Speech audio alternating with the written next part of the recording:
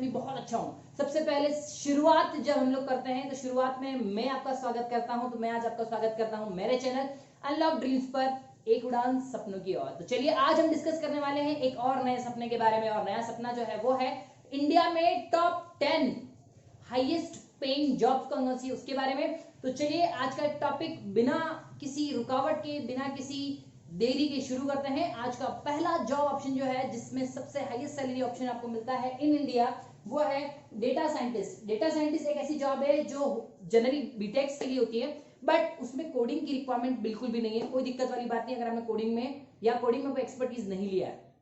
उसके बावजूद अगर आप इंजीनियर हैं, बीटेक या बीई हैं, साथ में कोई ग्रेजुएट भी हो सकते हैं, बट उसके बाद आपको करना होगा डिप्लोमा या यूं बोलूं PG diploma in data science, या फिर हम मास्टर्स कर सकते हैं डेटा साइंस के अंदर।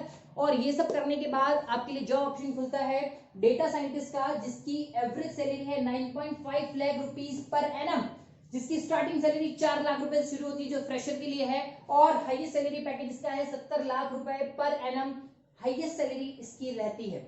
ये था पहला ऑप्शन जो इंडिया में रहते हुए आपको 70 लाख रुपए दिला सकता है। दूसरा ऑप्शन की तरफ चलते हैं। दूसरा ऑप्शन है machine learning experts. Machine learning experts भी बहुत अच्छी जॉब है। ये भी बीटेक वालों के लिए, सबसे ज्यादा बीटेक वालों के लिए ओपन है। इसके अलावा कुछ ग्रेजुएट हो सकते हैं, जैसे बीएससी अगर आपने मैथ्स में कर रखी है, स्टेट्स में कर रखी है, तो आप उसके लिए भी हो सकते हैं एलिजिबल। बट स्टिल बीटेक और बीई जिन्होंने कर ली है उन लोगों के लिए है ये। आपके पास मैथ्स और स्टेट्स का स्पेशल नॉलेज, या यूं बोलूं कि एक स्पेशल डिप्लोमा आपके पास मैथ्स और स्टेट्स को, स्टेट्स का मतलब स्टैटिक्स को लेकर होना चाहिए आपके पास, साथ ही बीई आपकी हो जानी चाहिए। ये करने के साथ साथ अगर आप डिप्लोमा कर लें या मास्टर्स कर लें इन मशीन लर्निंग के अंदर, अगर आप एमएल के अंदर मास्टर्स कर लें, डिप्लोमा कर लें, तो आपके लिए ये जॉब ऑप्शन खुलता है, that is machine learning experts.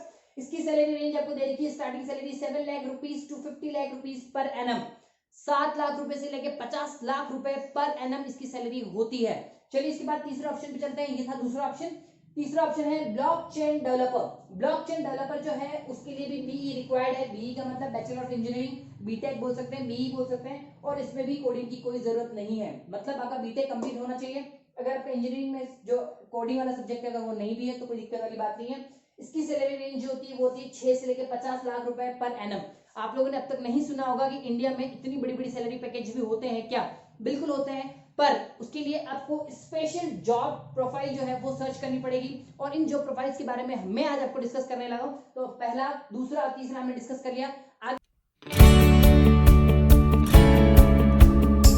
बात करते हैं अगले 3 जॉब्स के बारे में। 3 जॉब्स में है हमारा next full stack software developer. Full stack software developer जो जॉब है उसमें भी पीई चाहिए आपको, जिसमें विदाउट कोडिंग की जरूरत नहीं है। प्लस आपको एक ऑनलाइन कोर्स करना रहेगा सॉफ्टवेयर डेवलपमेंट के ऊपर। एक ऑनलाइन कोर्स रहता है जो फुल स्टैक सॉफ्टवेयर डेवलपमेंट नाम से ही आता है, ये कोर्स रहता है। ये कोर्स आप कंप्लीट कर लीजिए। इसमें एक्सपर्टीज होने के बाद सैलरी आपको मिलती है 4 से 30 लाख रुपए पर एनम की सैलरी। इसके बाद आगे बढ़ते हैं। नेक्स्ट है प्रोडक्ट मैनेजर या प्रोडक्ट मैनेजमेंट के लिए। तो प्रोडक्ट मैनेजर भी बहुत अच्छी जॉब है, जो एमबीए लेवल की जॉब है, जिसमें एमबीए करना होता है आपको, और आपका प्रोडक्ट मैनेजमेंट के अंदर स्पेशलाइजेशन होना चाहिए। इसकी सैलरी स्टार्टिंग होती है 7 लाख रुपीज से और एंड है 26 लाख रुपीज पर एनम तक, मतलब 7 से लेकर 26 लाख रुपए तक आपकी सैलरी हो सकती है। आगे बढ़ते हैं। मैनेजमेंट कंसल्टेंट करके आजकल बहुत बड़े लेवल की जॉब निकली है। जैसे जैसे हमारे इंडिया में अमेजॉन, या यूं बोलूं अमेजॉन की बात भी करूं, अमेजॉन, फ्लिपकार्ट, ओयो होटल्स, ये बहुत सारी चेंज चल रही है। तो जैसे जैसे ऑनलाइन बिजनेस बढ़ता जा रहा है, ऑनलाइन सर्विसेज बढ़ती जा रही है, ऑनलाइन सर्विसेज बढ़ने के साथ साथ ये सारी चीजें जो है वो भी बढ़ती जा रही है। तो ये जॉब ऑप्शंस जो है 2013 के बाद एकदम से ड्रास्टिकली चेंज होकर इंडिया में बहुत बड़े लेवल पर डिमांडिंग हो चुका है। तो डिमांडिंग होने के पीछे ऑनलाइन बिजनेस का बढ़ना है। तो ऑनलाइन बिजनेस जब बढ़ता है तो मैनेजमेंट कंसल्टेंट भी बढ़ चुके हैं। और इसका कंसेप्ट में आपको ये करना पड़ेगा कि आप बैचलर कर लीजिए बिजनेस मैनेजमेंट में, आप कर लीजिए इकोनॉमिक्स में, या आप कर लीजिए फाइनेंस में। इन तीनों में आप अगर आप बैचलर कर लेते हैं, साथ ही साथ इंटरनेशनल बिजनेस में आप स्पेशलाइजेशन अगर आप कर लेते हैं, तो आपको सैलरी पैकेज स्टार्ट हो जाता है 5 से लेकर 45 लाख रुपए पर एनम तक। जैसे जैसे स्टार्टिंग जॉब सैलरी जो आपको बता रहा हूँ फ्रेशर्स के लिए दैट इज 5 लाख रुपए, और 45 लाख रुपए जो 45 लाख रुपीस जो है वो है एक्सपर्ट्स के लिए, जो 4-5 साल एक्सपीरियंस हो चुके हैं, इसी फील्ड में रहते हैं, उनका ये जो रहता है।